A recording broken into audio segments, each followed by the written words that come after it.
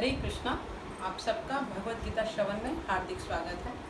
आज हम पढ़ेंगे अध्याय 7 श्लोक 6।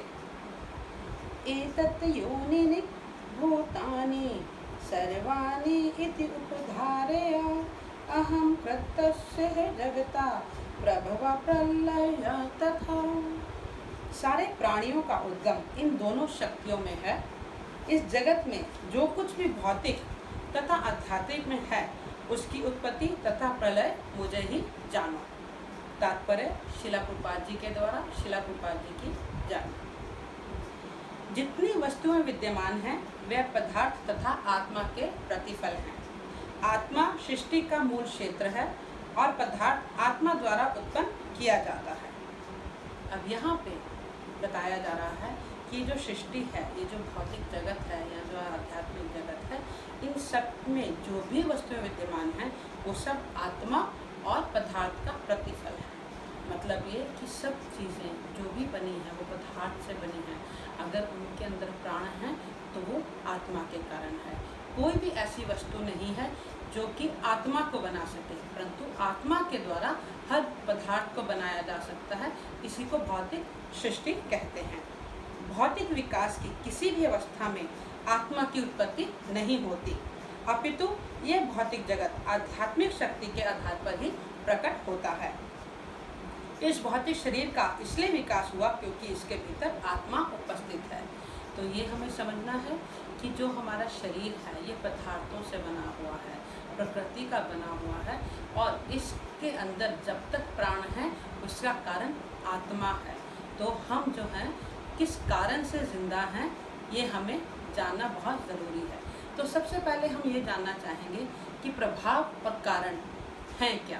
ठीक है, तो इसमें मैं आपको एक उदाहरण देना चाहूँगी। जैसे कि आप कपड़ा लें, जब आप एक कपड़े को पकड़ते हैं तो आप देखते हैं कि इसका रंग कैसा है, ये देखने में कितना अच्छा लग रहा है, ये रेशम का है या ये सिल्क का है या ये सूत का है। तो ये सब कुछ जानने के लिए आप इच्छुक होते हैं। उसके बाद आप कपड़े को खरीदते हैं या लेते हैं या बनवाते हैं। परंतु जो व्यक्ति और इच्छुक होता है ये जानने का, वो ये जानना चाहता है कि ये कपड़ा आया कहाँ से, ये कपड़ा कौन से खेतों से है, कौन से पौधे से ये लाया गया, इसका जो मटेरियल है, और उसके बाद ये कौन सा बीज इसमें डाला गया कि ये पौधा पनपा। तो जो जिज्ञासु होते हैं वो ये सब कुछ जानना चाहते हैं कि कारण क्या है। तो हम सबको कारण खोजना चाहिए कि क्या कारण है कि हम जीव हैं, क्या कारण है कि श्री कृष्ण जो है वो परमेश्वर हैं। तो कारणों के कारण श्री कृष्ण जो हैं वो हमारे परमेश्वर हैं और हमें उनकी भक्ति करनी है। ये कारण हमें खोजना बहुत ज़रूरी है, जानना बहुत ज़रूरी है। अधिकतर जो मनुष्य हैं वो प्रभाव में ही अपना जीवन बिता देते हैं, प्रभाव में ही जीते हैं और प्रभाव में ही मर जाते हैं। परंतु जो ज्ञानी पुरुष है, जो भक्त हैं, जो साधु संत हैं, वो हर कारण को ढूंढना चाहते हैं, उसके विषय को जानना चाहते हैं और उसके ऊपर एकाग्र होकर उसके बारे में औरों को बताना भी चाहते हैं। तो हम इसके बारे में आगे पढ़ते हैं। अतः आत्मा तथा पदार्थ मूलतः भगवान की दो शक्तियाँ हैं जिसके संयोग से विराट ब्रह्मांड प्रकट होता है। तो आत्मा और पदार्थ इन दोनों से मिलकर ही विराट ब्रह्मांड बनता है। अतः भगवान ही सभी वस्तुओं के आदि कारण हैं। आत्मा को बनाने वाले और पदार्थ को बनाने वाले कौन हैं? भगवान हैं।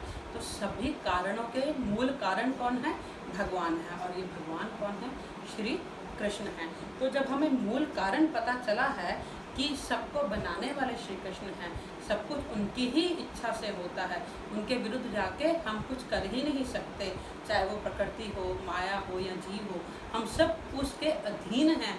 तो हमें सब इच्छा से इन कारणों के कारण को श्री परमात्मा को, श्री भगवान को, श्री कृष्ण को संपूर्ण समर्पण देना चाहिए।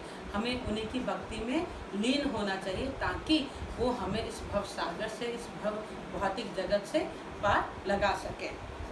तो इस विराट ब्रह्मांड का सृष्टा भी विराट आत्मा या परमात्मा है और परमेश्वर कृष्ण विराट तथा लघु दोनों ही आत्माओं के कारण हैं।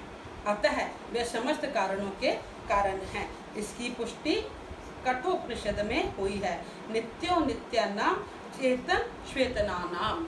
तो भगवत गीता यहाँ पे कारणों के कारण श्री भगवान के बारे में बताती है। और हमें जब भगवत गीता ये बता रही है कि भगवत गीता में बताया जा रहा है, पुष्टि की जा रही है कि सभी कारणों के कारण श्री कृष्ण है, तो आगे भगवत गीता किस तरह से श्री कृष्ण के बारे में बताती है वो मैं आपको पढ़ के सुनाती हूँ।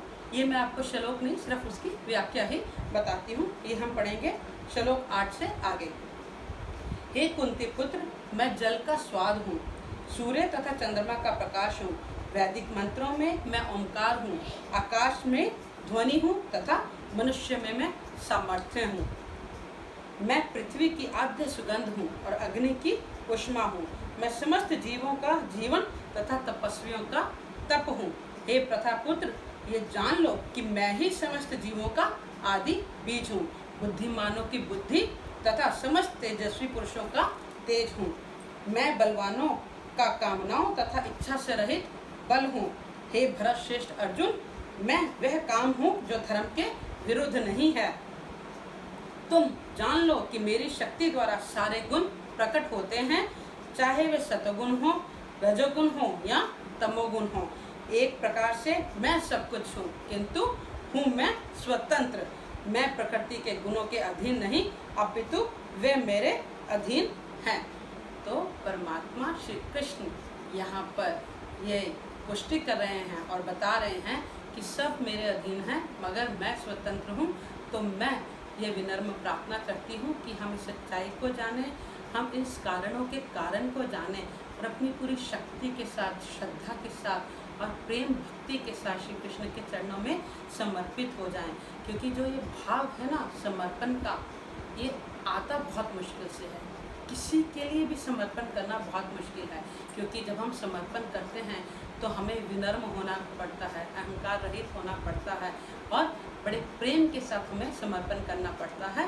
तो हम इस कारणों के कारण श्री भगवान श्री कृष्ण को, नंद गोपाल को, यशोदा नंदन को अपना पूरा जीवन समर्पित करते हैं और उनसे प्रार्थना करते हैं कि हमें वो बुद्धि दें, हमें वो विवेक दें कि हम इस भक्ति को जान पाएँ, समझ पाएँ और उनको प्रेम पूर्वक भज सकें। हरे कृष्णा।